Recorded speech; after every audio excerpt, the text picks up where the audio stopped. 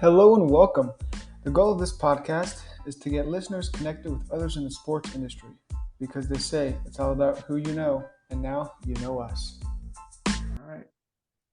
Hey, everybody, this is your host, Connor Shank, and you're listening to the Constant Sports Podcast, the podcast that is committed to connecting you with other sports professionals because they say it's all about who you know. And today, Johnny. Thanks for joining us today, Johnny. Yeah, glad to be here, Connor. Thanks for having me. Of course. So for the viewers and listeners out there, Johnny, he's held positions with the Arizona Coyotes, the Arizona Cardinals, the Society LLC, the Phoenix Mercury, and a few of the more, relevant, newer positions. Those are a little bit older, but he's got some newer positions that we'll keep secret until we dive in later to the episode. We're looking forward to it. And Johnny's here. He's a Phoenix area native. So for all those ASU SOB alum, Forks Up. We got another one here on the podcast today. So what have you been up to, Johnny? What's keeping you busy these days? Nothing much, man. Just taking it easy, preparing for 4th of July. Just looking forward to the holiday. Taking it easy. What about you? Right. Yeah, same thing. I got 4th of July is coming up. Trying to stay out of the heat, It's 113 today. I'm not super into that. Dude, it's been crazy. It's gonna be like that for like the next week. I know. So, like 110 and above. Yeah, we're gonna have to stay inside, and stay out of the heat. Yeah. So that kind of brings me to one of the first points I want to touch on is you're working remotely for the company Air. So I'm not too familiar with that company, what it is, but if you want to kind of shed some light on that, and since you're working remote, I figure you can just pop on the AC and get to work, kind of what it sounds Yeah, like. for sure. It's nice. It's my first remote job or remote role. And I've been able to like learn what works and what doesn't when you're working remote because it's very different than when you're in office or like at a game. So, Right. but yeah, what Air is it's Michael Jordan's son, Jeffrey Jordan's startup. Revolves around NBA players, specifically like their highlights and stats. And what it's meant to do is bring the fan closer to the athlete. So I've been working with Air for all of 2023 now. And right now, I just serve as a marketing coordinator for them, specifically focusing on like social media partnerships. I started out as a brand ambassador. I was the head brand ambassador for Air back in December. I was doing that for like 2 months and then ended up becoming the brand ambassador manager. So I was managing about 10 of us, just local ASU students, testing out the app and seeing what works, what doesn't, getting insights from them because it's Gen Z focused, right? So Mhm.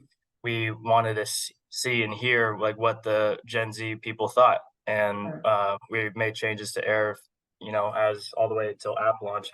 And right now, working as a marketing coordinator for them. So that usually revolves around social media partnerships and trying to find people on TikTok, Twitter, Instagram, see who's in the space and what brand really aligns with ours. If they're like the same goal, same mission, stuff like that. And with Air, we want to build like long lasting, genuine relationships, right? Like not just one offs. Right. And we want to find influencers that like align with our brand, and allow them to tell their story, but incorporate Air into like with in an organic way, I'd say. Right. Yeah, make it a two-way street, so it's beneficial for them and Air as well. So did you just was it like a resume? Did you just send it in? Did you DM? How'd you kind of get the Yeah. first role? So yeah, funny story with Air. So my mentor, Brian Davison, he's the VP of partnerships for Air right now. Mhm. He worked at Nike for 10 plus years. And then he was the VP of basketball development for the Milwaukee Bucks when they won the championship. So I got connected with him through Sports Business Scholars, which is a club at ASU. It's the top 20 sports business students at WP Carey. And one of the cool things that they do is that they pair you up with an executive mentor in the sports industry, just to help you with, resume building, your LinkedIn profile, just, net like connections, All stuff that like stuff. that. Yep. So he really took it a step further and was like, hey, I can need you or I can use Yeah. you for Air, And I was like, yeah, well, tell me what you need to do. I'll do it. So, been building out that relationship with him since like October, and he's grown to me like he's so much more than just a mentor now. Mhm. He's a genuine friend and somebody that cares about my career, and wants to take it a step further. So I can't be more thankful for Brian. And he's been great. He's also the founder of Sports Business Ventures, which I know we'll touch on a little bit later. Yeah. I guess yeah, we'll just segue into that. So I know it's kind of popped up on my radar. I guess in the Mhm. past, I don't know, month. I might be late on that, but 3-4 weeks or so. And yeah, like you said, sports business venture. So seems like it's kind of just he posts about internships, jobs, kind of connecting within the sports sector. Is that kind of am I over the target there? Yeah, you're in the right ballpark with that. I mean, what SBV is, I mean, it's a platform that gives guidance, insights, resources to help, younger generations like us break Mhm. into and like advance their way in the sports industry. So what that looks like is basically a newsletter, and Brian has a vast array of just people that he's met throughout his time in sports, and they all have great stories. I mean, he's friends with the GM of the Dallas Mavericks and the director of basketball for Duke, and the list goes on. Right. And what he does with the newsletter is he interviews them, kind of like what we're doing now, Mhm. and he adds like the big talking points with what like he interviewed them with, and just gives a list of all the relevant job openings within sports, like relative to our generation. So Got it. it's really to get a leg up in the sports industry, and I love the vision, I love the idea, and I mean he's my guy, so I'll do I'll basically do whatever he says. When he Yeah, says, I'm with you. when he tells me to jump, I ask how high. So Right. Yeah, no, it's everyone kind of needs a mentor, but then I feel like, as you touched on previously, the mentor is more than just like, and I feel like it's always like an older person, right? That just like, hey, do this. But kind of when it flips and it's like, okay, this person's my friend, it's more than a mentor, right? Kind of takes it to the next level. And I feel like that's what when people are looking for, mentors, that's something that they should look for, right? It's not just a transactional, you for give me sure. this, I give you that. Yeah, because when it grows beyond just being transactional, you really get to know the person, and you Right. get to want to work with them. You know what I mean? Mhm. When you can connect with the person and really know what makes them tick, Yep. that'll make them work harder, Yep. and you'll actually want to work for them instead of being like, oh, damn, he's calling me again. Yeah. Um, those are the relationships that I've seen don't work in sports. And one of the valuable lessons that Brian's taught me. For sure. And so you're a contributor of sorts. Are you doing like blogs? What kind of role, I guess, are you doing over there? Yeah, I mean, mainly I'm doing research for him, whatever he needs. I mean, it's a very new idea. Mhm. So if he needs like examples of what newsletters look like, I'm Right. researching, what works and what doesn't. And right now, since they just launched the first edition a few weeks ago, we're really trying to drive just drive awareness in Mhm. the sports industry, Right. and that's through LinkedIn mainly. So I do a lot of research with that and see. I was president of the Sports Business Association at ASU. It's a sports business club that basically gets students into the sports industry. Mhm. So we were trying to find people or find clubs that were in the U.S. that were similar to SBA, like where are the SBAs across the country, Uh-huh. and we were able to find them. And I'm right now I'm just trying to build a relationship with those people, and telling them like, hey, this is a really cool tool that you can be using. It's new, and it's just here to help. So it's been going good so far. Right. Yeah, no, and let's get into the SBA a little bit. So how long, I guess, is it like a 4-year program? Can you get in, join whenever with the SBA? Is it just kind of come and go, or kind of what's that process look like for the, people? Yeah, I mean, so Sports Business Association, it's different from SBS, from what I was talking about earlier. Mhm. So Sports Business Association is one of the largest clubs on campus in WP Carey, and what it is, it basically gets students the tools and resources they need to get into sports. And I joined my junior year. I was just a member for a few months, and I was really active. And our advisor, Alana, who was another mentor of mine, she was amazing. She knows everybody, and she's just a great contact to have. But anyway, she told me, she was like, "Hey, do you want to help us with the symposium?" And I'm like, "Yeah, what is that?" And she told me what it was, and it was a series of panels that were relevant to the sports industry at that time, as well as a keynote. So she asked me to serve as the VP of outreach. So she granted me an exec board position, and I helped put on the symposium with my buddy Bryce Campbell. He now works in Colorado, but yeah, put that on. It was really successful, and after that, she was like, "I think you'd make a really good president." I'm like, "Okay, great." So I hit that pretty hard, and luckily I got the presidency role, and I was president from April of 22 to when I graduated in May of 23. So Mhm. Sports Business Association has been the reason why I'm in sports. And before that, like I was in a fraternity. I didn't really take my major too seriously, and when my junior year rolled around, and when like classes started to come back from COVID, and Right. I had no idea what even my major could entail, you know. Right. So Sports Business Association really gave me what I needed to figure out what that is, and they gave me my start, which I'm like forever grateful for. Yeah, no, yeah, it sounds awesome. I think there's a lot of, especially in the undergrad kind of realm, a lot of programs at the schools like that that people, might not know about, and then they just kind of look it up and go, "Hey, look at this! It's a sports business club or sports, marketing club or whatever." And I think those are pretty, you should probably join those if kind of sports might be your thing, because then there's Yeah, kids, a few definitely. years older than you, like yourself, if you go in as a sophomore, junior, whatever, there's probably a senior sitting there that's like, yeah, this is how it works, and there's Yeah. usually mentors or alumni, something attached to the club. So, great way to get started if you're in the undergrad realm, trying to figure out what you want to do with your life. Yeah, for sure. So yeah, I guess I'm just looking at some of the jobs and whatnot you've had in the past. So it seems like you're pretty connected into the Arizona job market with the Cardinals, Coyotes, the Society LLC. That's golf, right? And Uh, there is a golf division. okay. So my boss, John Van Dyke, Hmm. met him through SBA as well at a career fair. That was my first internship, and they do have a golf division. So he's the director of golf marketing. But they do also have clients in NIL, MLB, NBA, NFL. So Okay.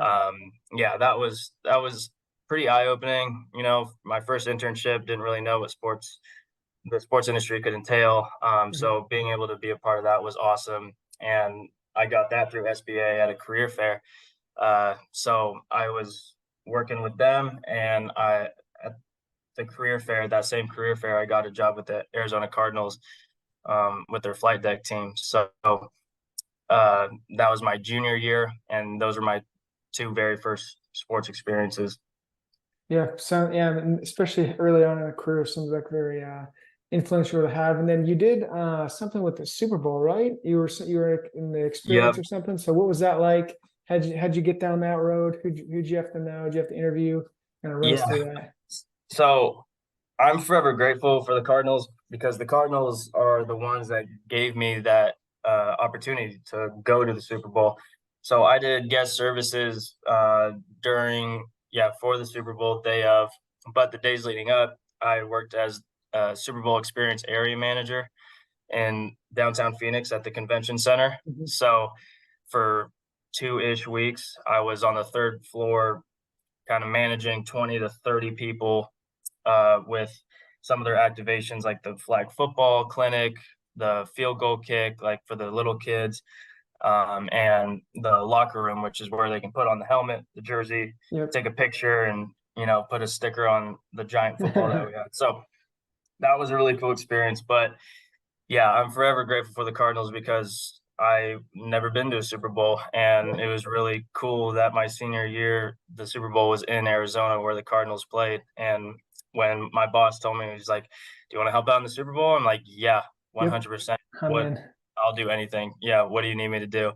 So being able to go to a Super Bowl, see Rihanna, see all the people that were there, just was a once in a lifetime experience. Yeah. And, thanks to sports, I was able to be a part of it. Right. Yeah. Sports is good at doing that specifically. And then, so you still with the Mercury, Phoenix Mercury, still kind of doing the game stuff there? Seems like that's Yes. their Yeah. season's So coming right in. right now I'm doing game day presentation with the Mercury and working remotely with Air. So that's what I'm doing right now. So with the Mercury, my contact, so Rachel Feldberg, she's the coordinator for the Sun/Mercury for game presentation. I Mhm. met her through SBA at a panel that we did, and I was the moderator, and we were able to chat it up a little bit, and that was back in January. And she knew that I was working with the Coyotes and game entertainment there. And when this spot opened up for the Mercury, she was like, "Hey, you should apply." I'm like, "Okay, great." So I applied, got an interview, got the job, and now I work just game days for the Okay. Mercury.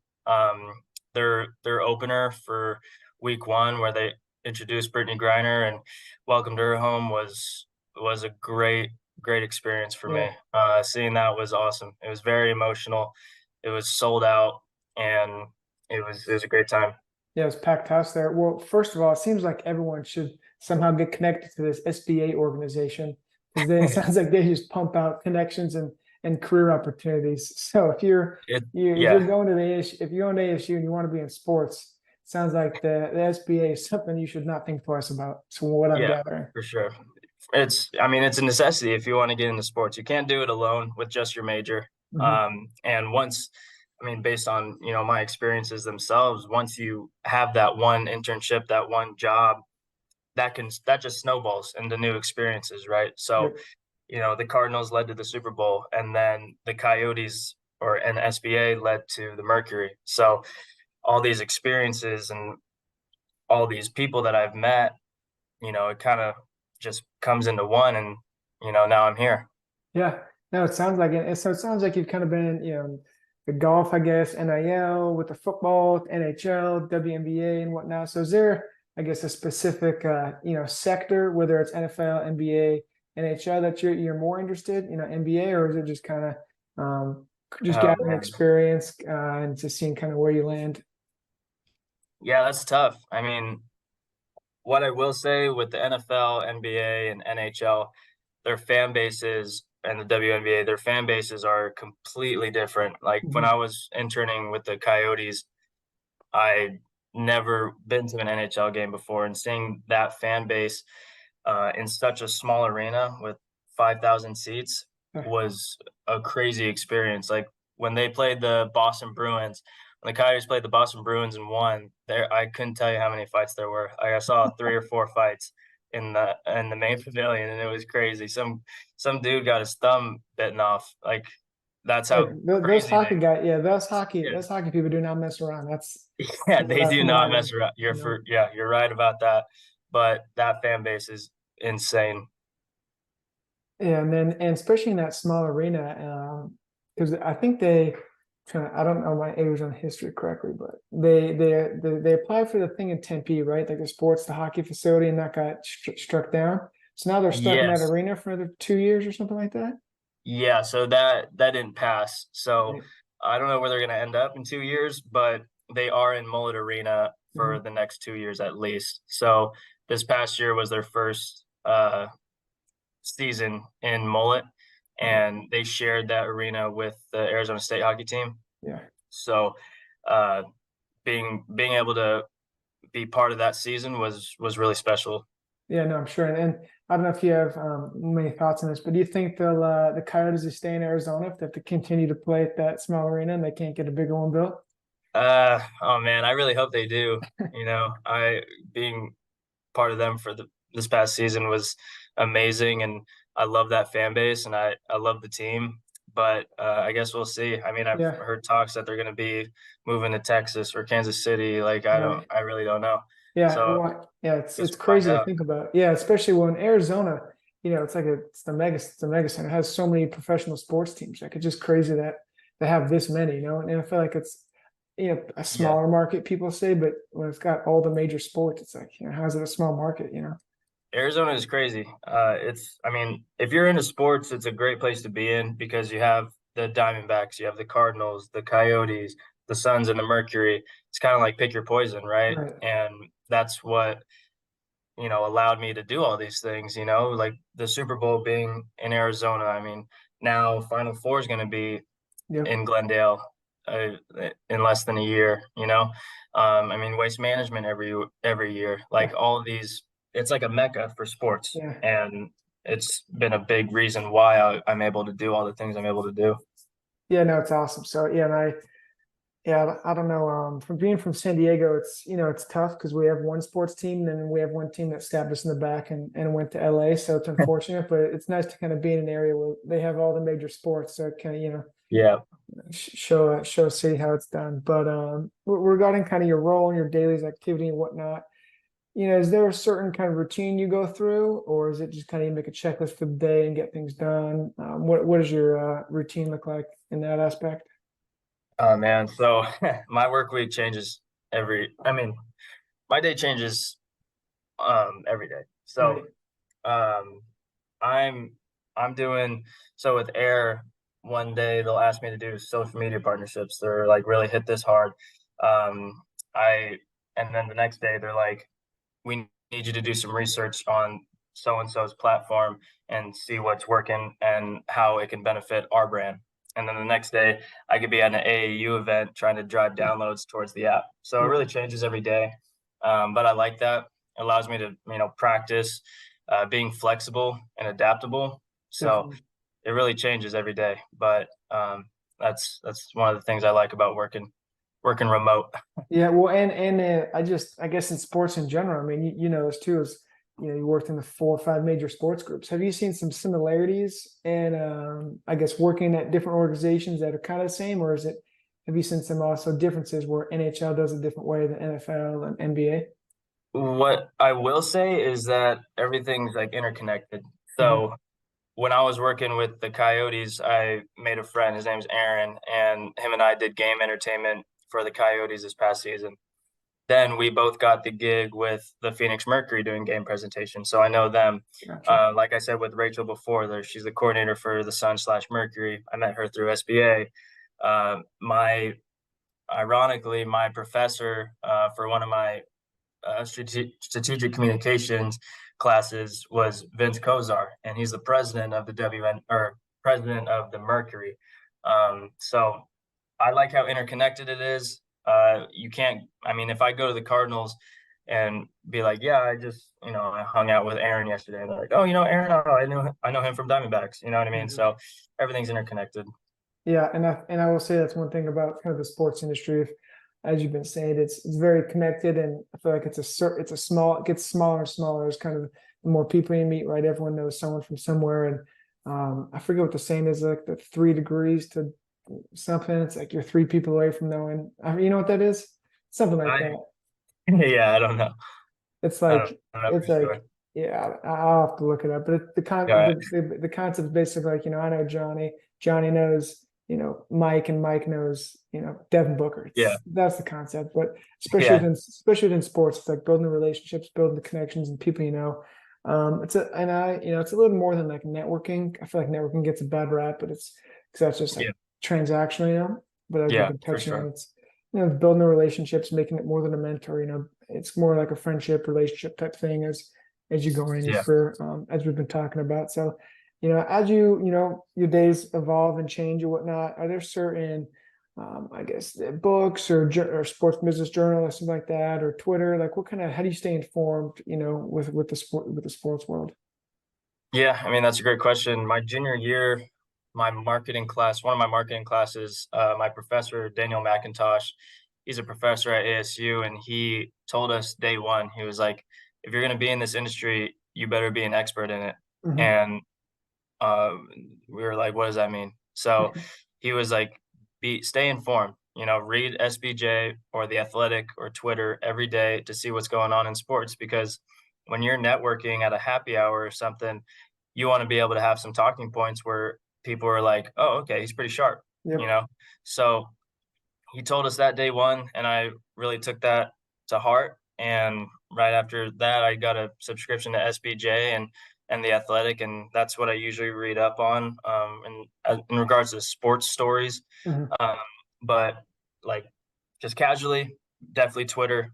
I definitely follow like all the like Bleacher Report, you Right, know, right. All the main kind of Hoop sports plugs Central, and Hoop whatnot. Type. Yeah. Yeah, that's what I usually stay informed with, but definitely Twitter. No, yeah, for sure. And shout out Professor McIntosh. I had him in grad school for an analytics class, and Oh yeah. it was not easy. I'll just leave it at that. It was something, you know. I don't know if you took that class, but it was wild. Dude, I got a lot of respect for you because I took sports business analytics, and that was easily one of the toughest classes at Oh yeah, ASU. It yeah, was it was brutal. I'm not, I can do Excel, but they took it to a whole different level, yeah. and It's a that little was more than definitely equals sum. You know, it's a little more yeah, inputs than that for building that stuff. yeah. But yeah, that's for those that are interested in going to the Sports Line Business program at ASU. That is a required class. So Yeah, that's what you get to look yeah, forward yeah, to. lock in on your Excel spreadsheets Yeah. and all those things like that. So as you're going forward in your career, are you looking at getting, other like licenses or certifications or like anything like that? No, I mean, all I got is my bachelor's degree right now, and I don't plan on going back to school anytime soon. If I need to eventually get my MBA, I will. Mhm. But right now, I mean, I'm looking to work. Right. I'm working with the Fiesta Bowl. I actually I should have mentioned this earlier, but a couple days ago, I got my first full time role with the Fiesta Bowl. So I'll be a seasonal associate with them starting in September, and Okay. I'll be able to go to the Guaranteed Rate Bowl and the Fiesta Bowl, and be a part of the parade, which falls on my birthday, ironically, on Yeah. December 16th. So really looking forward to that. It'll be my first full time role in sports. So, um, but yeah, back to your question, I don't have any certifications, and I had a sports business professional tell me once, like, he'll take experience over GPA any day of the week. Yep. So Yep. No, yeah, for sure. I feel like, yeah, unfortunately for all the GPA fanatics out there, not, it's important if if you're trying to go to like law school, I guess, or like, secondary degree, I would say, you need that. But as far as like yeah, once you graduate, like I haven't applied to a job and they're like, hey, by the yeah, way, what's your GPA? Like, you know, yeah. it's just not super relevant. But kind of regarding some of the jobs you've gotten, what's kind of the interview process been like? I know there's like, everyone always says like, have like 3 or 4 questions to ask, after kind of what's your thing when you go into those interviews, or if you can remember any like types of questions you want to ask or something like that. Yeah, I mean, since I graduated, as I was looking for a full time role, it was really tough. I had to stay persistent. I had to be a master of following up, and I really had to uh, convey what I bring to the table, Mhm. and being able to be a part of all those interviews allowed me to hone in that skill because I was not really good at the interview process when I first started out. I remember my first interview with the Cardinals. I was shaking, I was stuttering constantly. I had no sports experience at all. I was super nervous, and luckily I still got the job. But um, from there to where I am now is you wouldn't even recognize me. Right. So being able to practice the interview process is something that I'm thankful for. Mhm. It was really strenuous, but I'm happy that I finally got a full time role, and it's only made me better Right. regarding like interviews. Yeah, no, and I feel like, that goes kind of under the radar there, but it takes, the interviews are practice. Like you have to practice communicating, you have to practice kind of your responses, what you're going to say. It's not, For sure. like winging it is just not a good idea. Yeah. They can tell if you're just like making stuff up and Yeah. going there with a few, you don't have to like memorize your answers, but have a general idea. Yeah. I feel like then it makes you a little bit more comfortable and you're not like, so nervous. Yeah. And then, I think that's important kind of when you're in those job interviews, and it just takes practice, like we're saying. So practice, practice, practice. For And sure. like with the live bullets, like you might, do 5, 10, whatever actual interviews, you don't get the job, but you Yeah. had all those practices and game reps essentially for when Yeah, definitely. the big one comes That's up. all it is, getting reps, you know. Mhm. And what my mentor told me and what really helped me grow my interview skills is he said, write down three things that you want them to remember Mm. about you. Right. And just being able to write those things down really helped me hone in on what I wanted to focus on. And I think that went a really long way in the interview process and the reason why I'm in this position today. Yeah, I like that a lot. That's something our viewers and listeners can take for themselves as they're going forward. But just Yeah. wrapping up here, Johnny, as Ak and I will give you the floor. We appreciate you taking the time and sharing some of your thoughts and insight on the sports industry and whatnot. But we'll give you kind of the next minute or two and just give you the floor, and you can make any shout outs or plugs that you need to, and kind of for the viewers and listeners out there.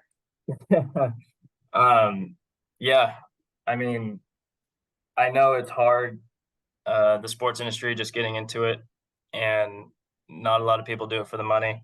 I learned that very early on, Mhm. and you gotta be able to work.